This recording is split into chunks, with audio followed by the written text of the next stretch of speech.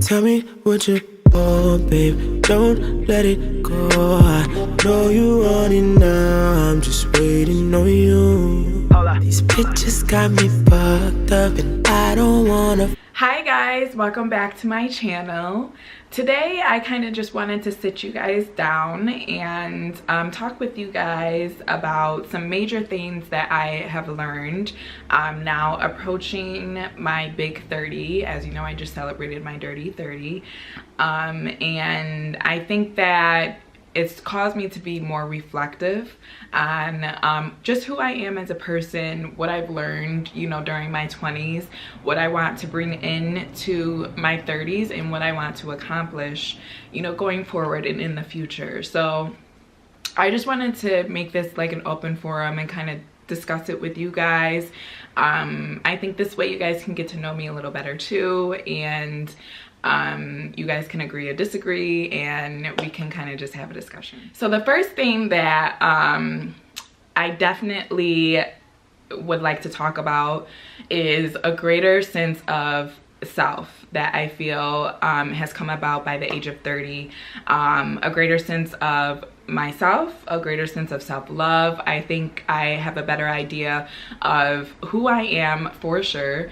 I have a better idea of my dislikes, my likes, on a personal level, and also when it comes to relationships, friendships, what I look for in those type of relationships. You have a better idea of what you stand for. No, you may not have it all figured out at this point, but it definitely is solidified by the time you're reaching your late 20s into your 30s. And I think that's a huge accomplishment. I mean, we go through our 20s really confused, like really trying to figure it out. A lot of mistakes are made. As I said, I'm speaking from self, you know, from that point of view. I mean, I made a lot of mistakes in my 20s.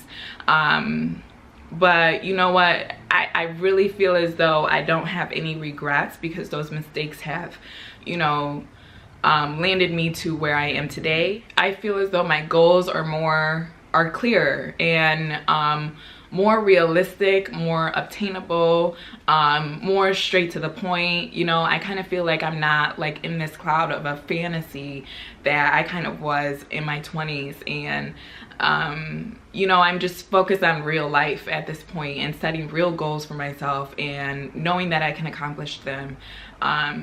And I guess, you know, that's a really good feeling. The second thing I have down for the lessons that I've learned is less likely to conform to other people's opinions and ideas of who I am or what I stand for. I'm just not here to entertain anybody's idea of who they think I am. So, and that's not coming from like a cocky place. That's just coming from a place of confidence. Like, I don't need to really, you know, entertain other people's ideas of who I am. That's just, I know who I am, and I'm not looking to someone else to clarify that for me or define that for me, because I've already defined it for myself. And I think that's, you know, a major point to really growing to be who you are. And it takes a while to get there, you know, it really does. So the third thing I'd like to discuss is relationships. And I have definitely had my share of relationships during my 20s. Committed and otherwise. They obviously, you know, have not lasted and have not been successful, because I am single as we speak right now. So but that being said, you know, it's not always bad for a relationship to end. And I think that's like the major takeaway from developing through my 20s. You really learn a lot about yourself through those relationships, and you learn a lot about what you want out of your significant other as well. So it's good to, you know, go through relationships and date and you know, experience different things because you're finding yourself, and you're finding what you want in another person. So that's important. Also, as you approach your late 20s, you know, and get closer to that age of 30, you know, a lot of people are starting to question whether or not you're going to have a family. Are you going to settle down? Why are you still single?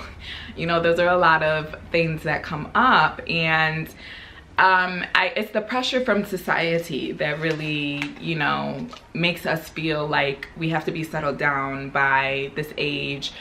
We have to have it all figured out. You know, we have to be married with kids, especially for females. I feel like it's an extra pressure from society for females to be at this milestone by the time we're 30 or in our 30s. And I mean, I'm asked all the time, do I feel that pressure, especially now that, you know, I'm in the industry.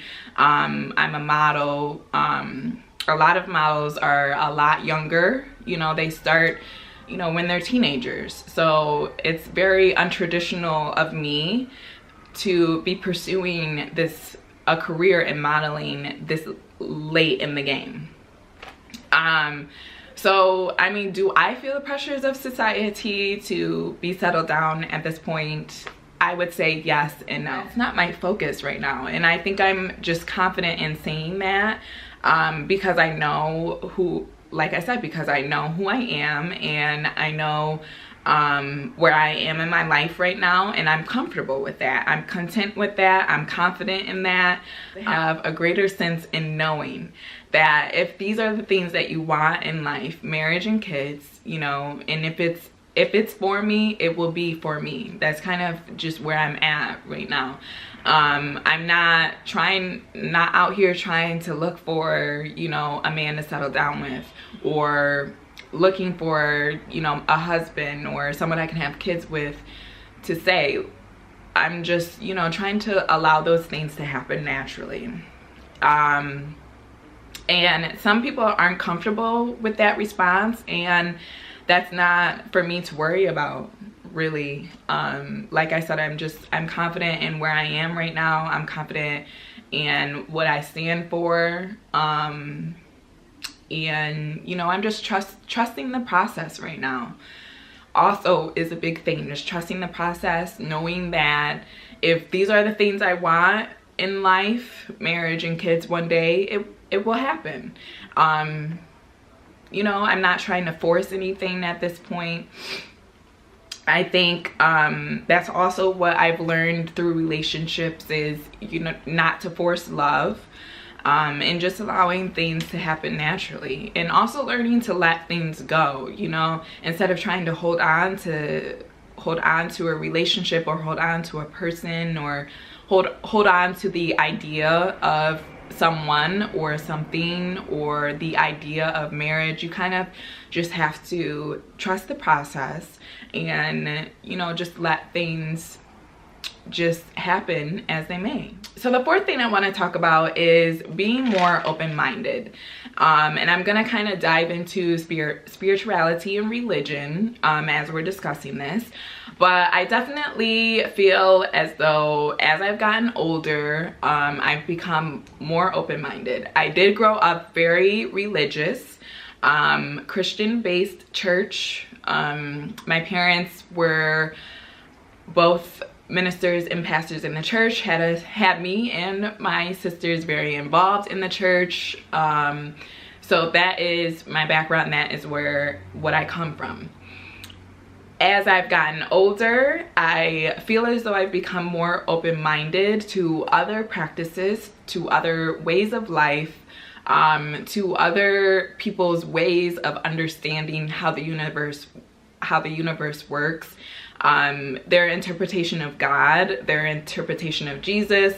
I've just become more open-minded to the whole concept of it all. I think that also has taught me to really look beyond the surface of things, and, you know, to not really accept things at face value, to really do my research, you know, to really do my research, not accept things at face value, and really, you know, gather all the information and make my own interpretation of it, and not interpret it the way society would like me to interpret it, or, you know, interpret it the way a religion wants me to interpret it. I think that has made me less likely to judge other people, and I also feel as though it's made me more accepting of people who are different.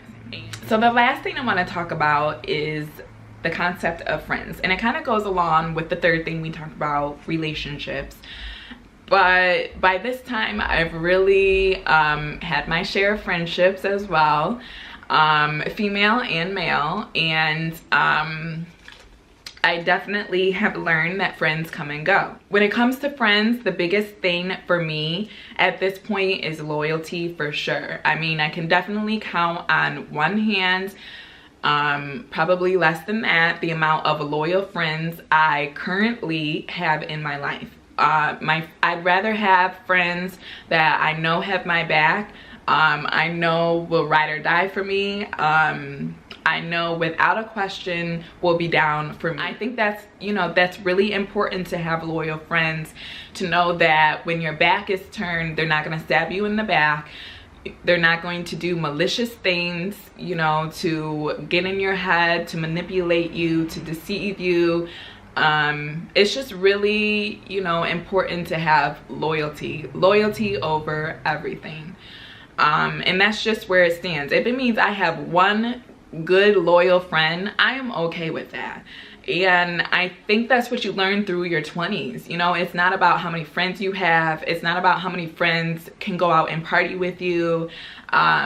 It's about loyalty. And I'd rather have a friend who I know has my back than have, you know, 20 girlfriends who are really flakes and fakes. With friendships, I've learned how to walk away from drama, to walk away from situations that are not benefiting me, to walk away from situations that I am no longer growing from.